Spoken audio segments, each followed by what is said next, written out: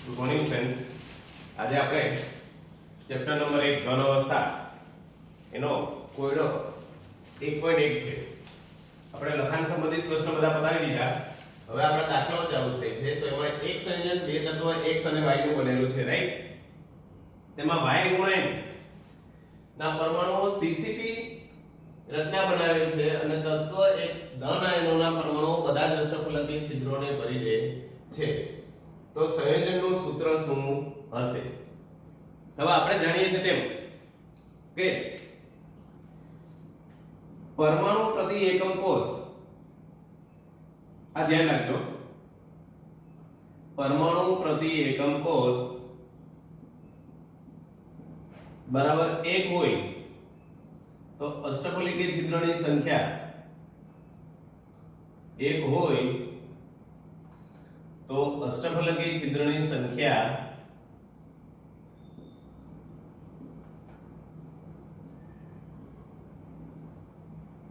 બરાબર 1 થશે. માટે સમચતુષ્ફલકીય છિદ્રની સંખ્યા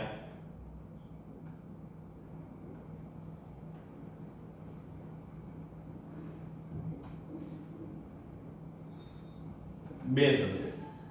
આ કોના માટે છે? સાદા ઘન માટે.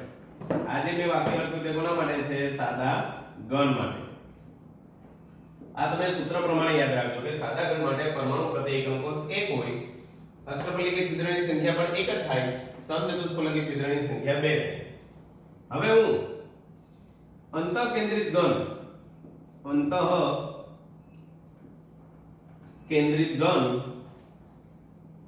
એટલે કે BCC માટે પરમાણુ પ્રતિ એકમ કોષ 2 થશે. BCC માટે પરમાણુ પ્રતિ એકમ કોષ 2 થશે તો અષ્ટફલકીય છિદ્રની સંખ્યા પણ 2 થશે અને સમચતુષ્ફલકીય છિદ્રની સંખ્યા 4 થશે. તમારે નોંધ રાખવાની છે, ખાસ ઇમ્પોર્ટન્ટ નોંધ, રાઈટ? કે પરમાણુ પ્રતિ એકમ કોષ 2 ક્યારે હોય? તો અંતઃકેન્દ્રિત ઘન BCC રચના હોય તો. અષ્ટફલકીય છિદ્રની સંખ્યા ત્યારે કેટલી હોય? તો જેટલી પરમાણુ પ્રતિ એકમ કોષ હોય તેટલી. સમચતુષ્ફલકીય છિદ્રની સંખ્યા કેટલી હોય? તો ડબલ.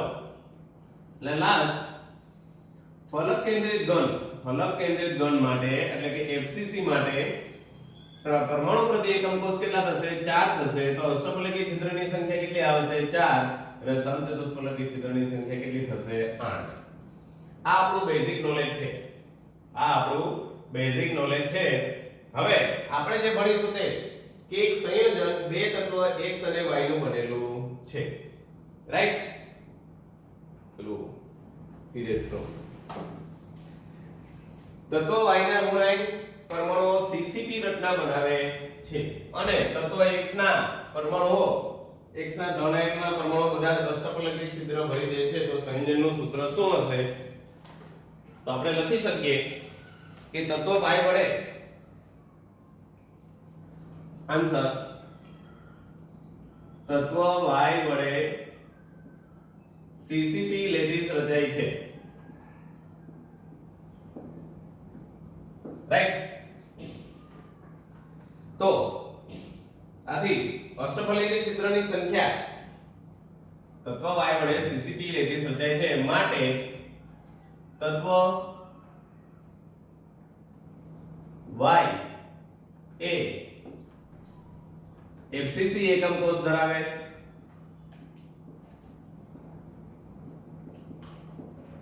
અને તત્વ y ની સંખ્યા બરાબર 4 થશે. હવે જો FCC એકમ કોષ હોય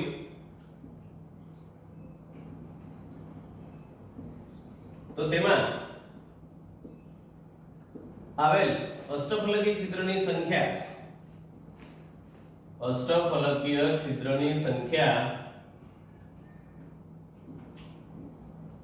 બરાબર 4 થશે. માટે તત્વ x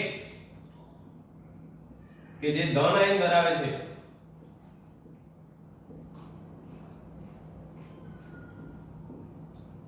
તેની સંખ્યા બરાબર 4 થશે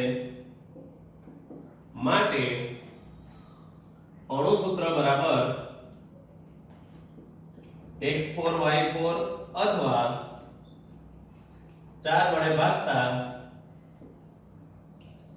ભાગતા બરાબર xy. આ શું બની ગયું? અણુસૂત્ર x4y4, પણ 4 કોમન નીકળે છે માટે જે અણુસૂત્ર બને છે તે કેવું છે? xy. રાઈટ? એટલે આપણું આ xy અણુસૂત્ર આવી ગયું સંયોજનનું.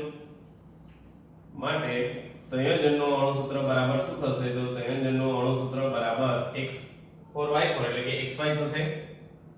હવે આપણે આમાં જરા ચેન્જ કરીએ કે કોઈડો એક્સ્ટ્રા હું લખું છું કે એક સંયોજન બે તત્વ x ને y બનેલું છે. તત્વ x ના પરમાણુઓ ઘનના ખૂણા પર છે. ઘનના ખૂણા ઉપર આવેલા છે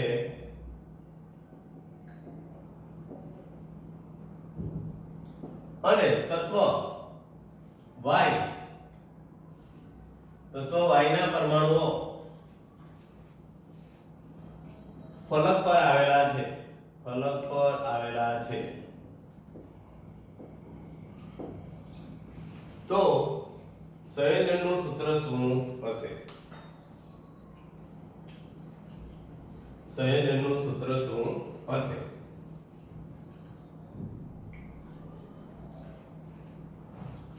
આપણે જાણીએ છીએ તેમ સંયોજન x ને y તત્વનું બનેલું છે. x ના પરમાણુઓ ખૂણા ઉપર આવેલા છે. જો તત્વ x ના પરમાણુઓ ખૂણા ઉપર આવેલા હોય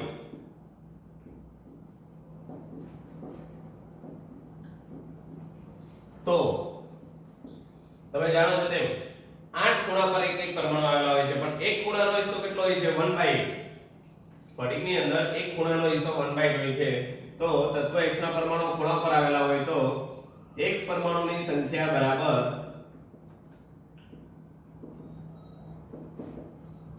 8 into 1/8. 8 ખૂણા ગુણ્યા 1/8 એટલે કે 1. આ x ની સંખ્યા x બરાબર 1. જો તત્વ y ના પરમાણુઓ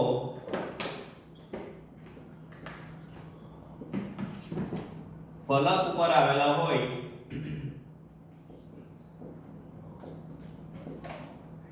તો y પરમાણુની સંખ્યા બરાબર 6 ફલક. કેમ કે તમે જાણો છો સમઘનમાં 6 ફલક આવે બરાબર છે, ઉપર નીચે અને 4 સાઈડ પર, 4 બાજુના 4 ઉપર નીચે એટલે 6. અને એક ફલક કેટલા એકમ કોષ્ટક જોડે? 2. તો 6 ફલક into 1/2 is equal to 3. એટલે y પરમાણુની સંખ્યા બરાબર 3. માટે સંયોજનનું અણુસૂત્ર બરાબર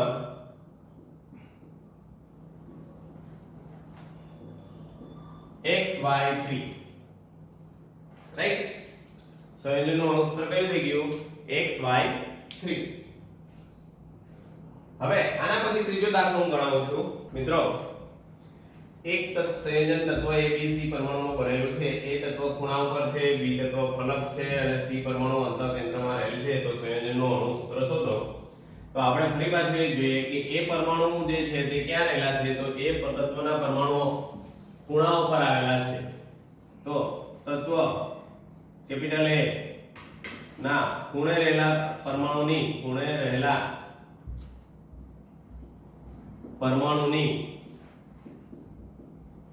કુલ સંખ્યા બરાબર 8 into 1/8. 8 into 1/8 is equal to 1. Right? એટલે A પરમાણુની સંખ્યા આપણને મળી ગઈ. A is equal to 1. કેમ કે 8 ખૂણે 8 રહેલા હોય એટલે એક ખૂણાનો હિસ્સો કેટલો હોય છે? 1/8. તત્વ કેપિટલ B ના ફલકમાં રહેલા પરમાણુની કુલ સંખ્યા બરાબર 6 into 1/2. 6 આના કાઢે કેમ કે 6 ફલક આવેલા હોય છે 1/2 શાને કારણે કેમ કે એક ફલક બે એકમ કોષને જોડે છે તો 6 1/2 3 માટે b પરમાણુની સંખ્યા બરાબર 3 આ જ રીતે તત્વ C ના અંતકેન્દ્રમાં રહેલો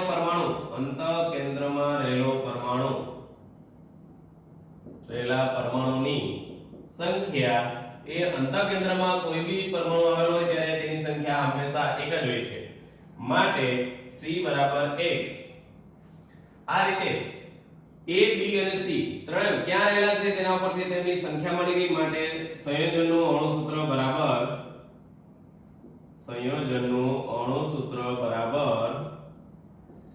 AB3C થશે AB3C થશે રાઈટ હવે તમને એક્ઝેક્ટ આઈડિયા આવી જવો જોઈએ કે આ ત્રણ જે આપણે દાખલા ગણીએ તે ઉપરથી કે ખૂણા ઉપર કોઈ પણ પરમાણુ આવેલો હોય તો તેનો હિસ્સો એકમ કોષમાં કેટલો હોય 1 8 * 1/8 એક ખૂણાનો હિસ્સો 1/8 એવા 8 ખૂણા આવેલા હોય ફલક એક એકમ કોષમાં 6 ફલક આવેલા હોય તો 6 * 1/2 એટલે કે 3 હોય હંમેશા 3 પરમાણુ પ્રતિ એકમ કોષ હોય ફલક દ્વારા ને અંતકેન્દ્રમાં હંમેશા વચ્ચે એટલે કે રૂમની વચ્ચે કે બોક્સની વચ્ચે બરાબર છે કે એકમ કોષની વચ્ચે એક જ અંતકેન્દ્ર આવેલું હોય માટે તેની સંખ્યા હંમેશા એક જ થાય આમ સંયોજનનું અણુસૂત્ર AB3C થશે રાઈટ ત્યારબાદ આપણે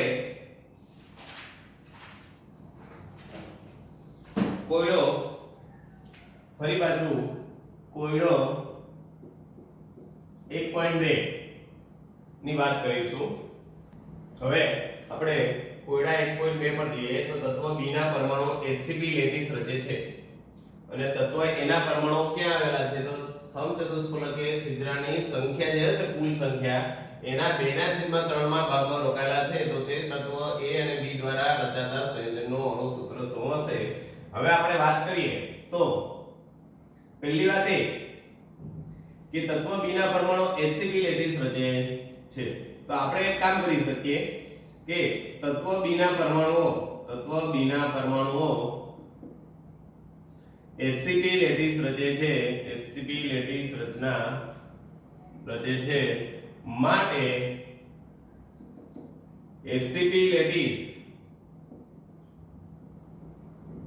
માં રહેલા પ્રતિ એકમ કોષ દીઠ કુલ પરમાણુની સંખ્યા પ્રતિ એકમ કોષ દીઠ રહેલા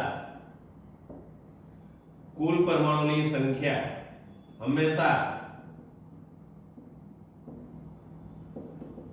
4 થાય આ ફિક્સ જ હોય યાદ રાખજો તમે HCP અથવા CCP લેટિસ રચના હોય તો તેમાં પ્રતિ એકમ કોષ દીઠ રહેલા કુલ પરમાણુની સંખ્યા 4 થાય માટે B પરમાણુની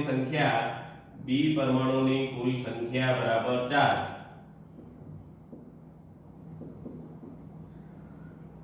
હવે HCP લેટિસ રચનામાં આવેલ અષ્ટફલકીય ચતુષ્ફલકીય છિદ્રોની કુલ સંખ્યા બરાબર ચતુષ્ફલકીય છિદ્રોની કુલ સંખ્યા બરાબર 8 * 2/3 કેમ કે કુલ 8 આવેલા હોય તો 8 * 2/3 થશે બરાબર છે = 16/3 આ કોણ છે તો HCP લેટિસ માં આવેલા સમચતુષ્ફલકીય છિદ્રોની કુલ સંખ્યા 1 લખી નાખીએ માટે A પરમાણુની સંખ્યા બરાબર 2/3 * 8 = 16/3 રાઈટ હવે સંયોજનનું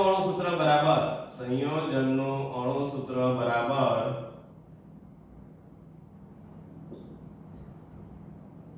B4 A 16/3 B4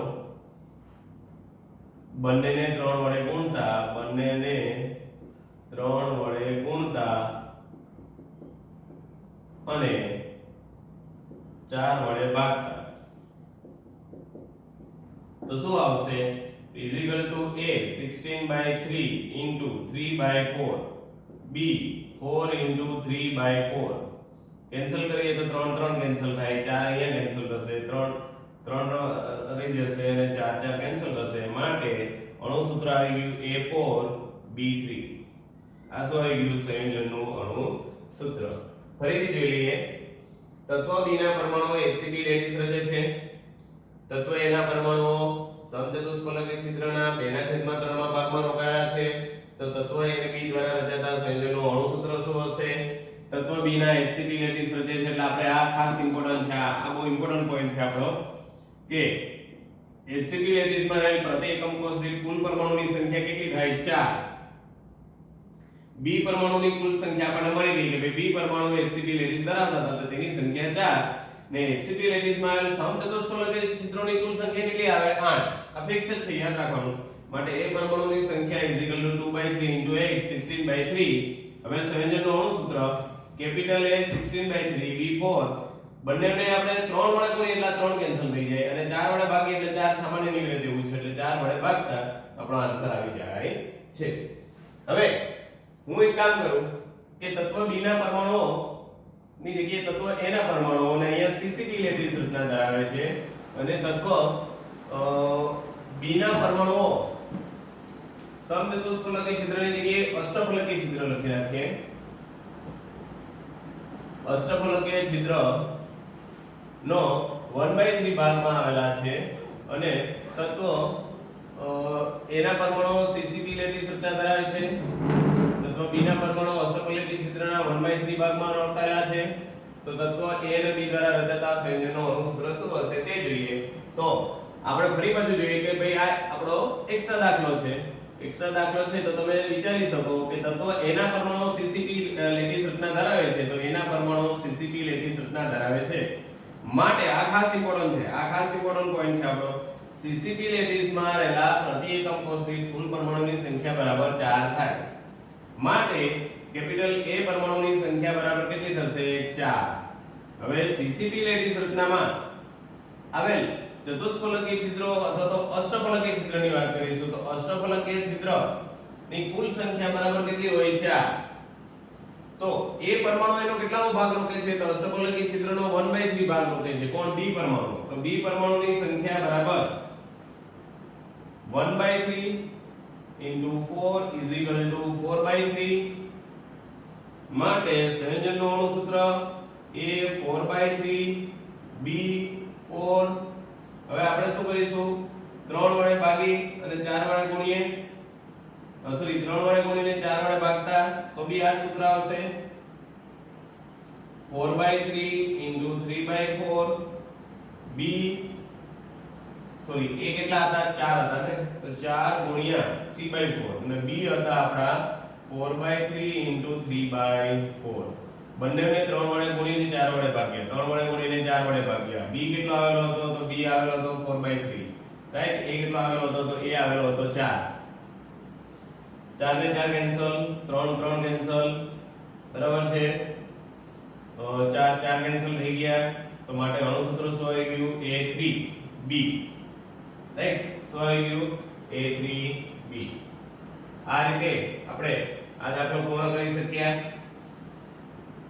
હવે આવા એક્સ્ટ્રા દાખલામાં જો તો તમને હજી એક એક્સ્ટ્રા દાખલો જાતે કરવા આપું છું કે ભાઈ તત્વ X ના પરમાણુઓ CCP લેટીસ રચના ધરાવે છે, બરાબર, અને તત્વ Y ના પરમાણુઓ અષ્ટફલકી છિદ્રના 2/3 ભાગમાં આવેલા છે તેમજ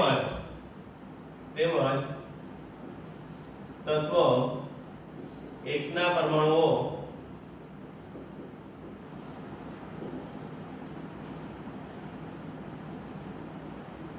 ચતુષ્ફલકીય છિદ્રનો 1/3 ભાગ રોકે છે.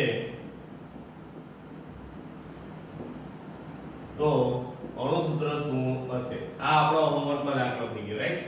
હવે તમે આને પણ જાતે ગણી શકશો. તમને ખ્યાલ જ છે x ના પરમાણુઓ CCP લેટીસ ધરાવે એનો મતલબ 4, y ના પરમાણુઓ અષ્ટફલકી છિદ્રના 2/3 ભાગમાં રોકે છે અને x ના પરમાણુઓ ચતુષ્ફલક છિદ્રનો 1/3 ભાગ રોકે છે તો 4 * 1/3 થશે. અહીંયા x હોય તો 4 * 1/3 અને y માં 8 છિદ્ર આવે તો 8 * 2/3 કરી અને તમે દાખલો ગણી શકશો.